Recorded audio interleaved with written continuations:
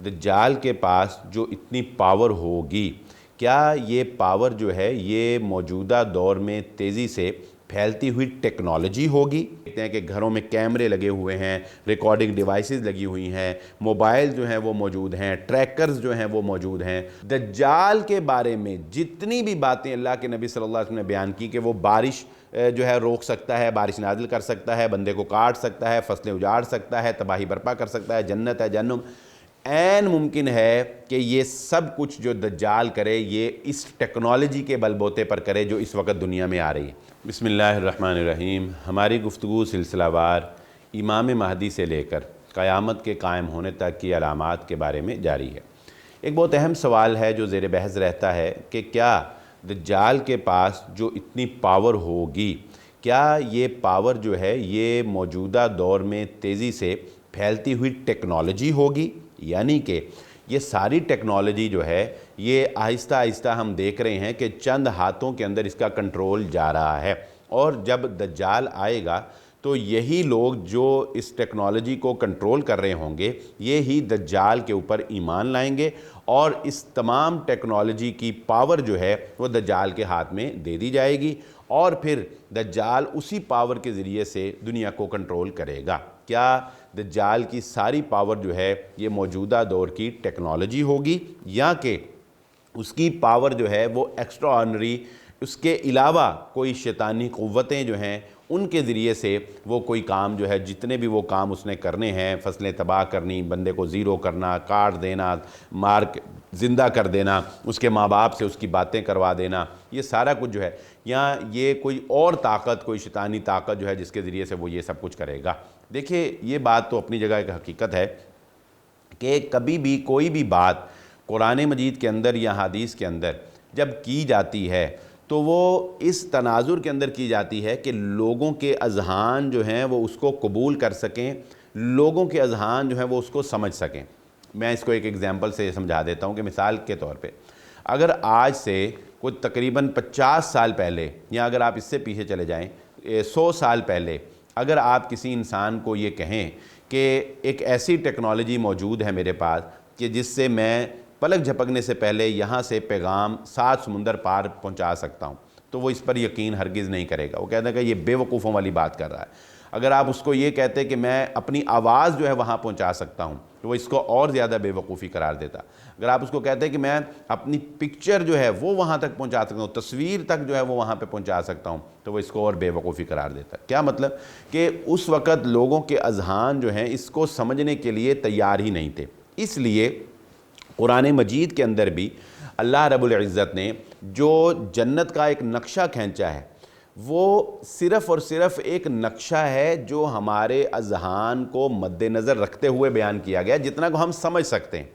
وگرنہ اگر اس کی حقیقی منظر کشی کی جائے تو ہم سمجھ ہی نہیں سکتے۔ ابھی بھی بہت سی ایسی باتیں ہیں کہ جو قیامت کے تناظر میں بیان کی گئی ہیں ہماری سمجھ سے بالاتر ہیں۔ مثال کے طور پہ رسول اللہ صلی اللہ علیہ وسلم کی ایک حدیث میں آتا ہے کہ موت کو مینڈے کی شکل میں قیامت والے دن لایا جائے گا اور اس کو ذبح کر دیا جائے گا۔ اب یہ موت کا مینڈے کی شکل میں آنا، اس کو ذبح کرنا، اور اس کے ذبح پہ جو موت آئے گی وہ کہاں کیا ہوگی، اور اس کے بعد جو جنت کے اندر پرندے کھانے پینے کے ہوں گے ان کی موت کیا ہوگی، تو یہ سب کچھ جو ہے یہ ابھی ہماری سمجھ سے بالاتر ہے۔ لیکن ہمیں ایمان بالغیب ہے تو اس کا تقاضا ہے کہ ہم اس کے اوپر ایمان لائیں۔ تو اسی طرح احادیث کے اندر بھی جو باتیں بیان کی گئی ہیں، پہلی بات تو یہ ہے کہ ہمیں ان کے اوپر ہو بہو ایمان لانا ہے جیسے وہ بیان ہوئی ہیں۔ ہاں، اس کے بعد یہ ایک رائے ہے، یہ ایک تجزیہ ہے کہ ممکن ہے کہ وہ ٹیکنالوجی کا ہی استعمال ہو، جیسا کہ مثال کے طور پہ رسول اللہ صلی اللہ علیہ وآلہ وسلم نے یہ بات ارشاد فرمائی کہ قیامت سے پہلے ایک وقت آئے گا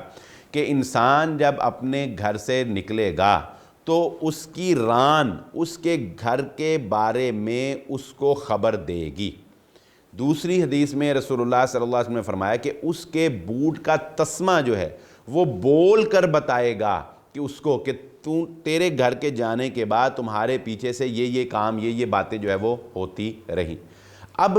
یہ کام جو ہیں اگر اس وقت اللہ کے نبی صلی اللہ علیہ وسلم یہ کہتے کہ ایک موبائل ہوگا، ایک کیمرے ہوں گے، ایک ڈیوائس ہوگی، ایک انٹرنیٹ ہوگا، وہ یہ سب کچھ ٹیکنالوجی کے ذریعے سے ممکن کرے گا. ایک گھڑی ہوگی وہ سب کچھ بتائے گی. یہ ممکن اس وقت کے لوگوں کے لیے سمجھنا اس کو ممکن نہیں تھا. تو عین ممکن ہے کہ کنائے کے طور پر تسمے کا ذکر کیا گیا ہو, کنایہ کے طور پر لاٹھی کا ذکر کیا گیا ہو, ایک حدیث میں آتا ہے کنایہ کے طور پر ران کا ذکر کیا گیا ہو, اور ان چیزوں سے مراد جو ہے وہ ٹیکنالوجی ہو. جیسا کہ آج کا ہم دیکھتے ہیں کہ گھروں میں کیمرے لگے ہوئے ہیں, ریکارڈنگ ڈیوائسز لگی ہوئی ہیں, موبائل جو ہیں وہ موجود ہیں, ٹریکرز جو ہیں وہ موجود ہیں, آپ وائس کو ریکارڈ کرتے ہیں, کیمروں میں ویڈیو ریکارڈ کرتے ہیں, خبر رکھ سکتے ہیں, آن لائن دیکھ سکتے ہیں, یہ سب کچھ ہے. تو رسول اللہ صلی اللہ علیہ وآلہ وسلم نے اس کو اس تناظر میں بیان کیا. لیکن ہمارا یہ ایمان ہے کہ جیسے آپ نے بیان کیا ویسے بھی ہوگا, یعنی ویسے بھی ہمارا ایمان ہونا چاہیے کہ اللہ کے نبی صلی اللہ علیہ وسلم اگر ایسے بیان کیا تو ایسے بھی ہوگا. اسی طرح دجال کے بارے میں جتنی بھی باتیں اللہ کے نبی صلی اللہ علیہ وسلم نے بیان کی کہ وہ بارش جو ہے روک سکتا ہے, بارش نازل کر سکتا ہے, بندے کو کاٹ سکتا ہے, فصلیں اجاڑ سکتا ہے, تباہی برپا کر سکتا ہے, جنت ہے جہنم, عین ممکن ہے کہ یہ سب کچھ جو دجال کرے یہ اس ٹیکنالوجی کے بل بوتے پر کرے جو اس وقت دنیا میں آ رہی ہے. جیسا کہ ہم جانتے ہیں کہ میٹاورس کی دنیا میں ہم داخل ہو رہے ہیں, تو وہ ایک جنت نما دنیا ہی ہو جائے گی. جب آپ مصنوعی طور پر ایک جنت میں چلے جائیں گے, آپ کا جسم جو ہے وہ اس کو محسوس کر رہا ہوگا. اسی طرح جو ہے چیٹ جی پی ٹی جیسے جو سافٹ ویئر ہیں, اے آئی میں, آرٹیفیشل انٹیلیجنس میں انسان اتنی ترقی کر رہا ہے کہ وہ اپنے مرے ہوئے لوگوں سے جو ہے وہ باتیں کر سکتا ہے, اپنے ماں باپ سے جو ہے وہ باتیں کر سکتا ہے, اور اسی طرح فیوچر کے بارے میں وہ بہت سی باتیں جو ہے ان کو جو ہے جان سکتا ہے. تو یہ سارا کچھ جو ٹیکنالوجی جس تیزی سے جا رہی ہے, پھر آپ دیکھیں کہ دنیا جو ہے وہ تیزی سے الیکٹرانک کرنسی کی طرف جا رہی ہے. اب ایک الیکٹرانک کرنسی کی طرف جب آپ جا رہے ہیں تو کسی بھی انسان کا اگر سارا سرمایہ الیکٹرانک کرنسی میں ہے تو آپ مجھے بتائیں اس کو زیرو کرنا کتنا آسان ہے. جیسا کہ دجال کے بارے میں آتا ہے نا کہ اگر کوئی بندہ اس کی بات نہیں مانے گا تو اس کو منٹوں میں زیرو کر دے گا. اب اگر آپ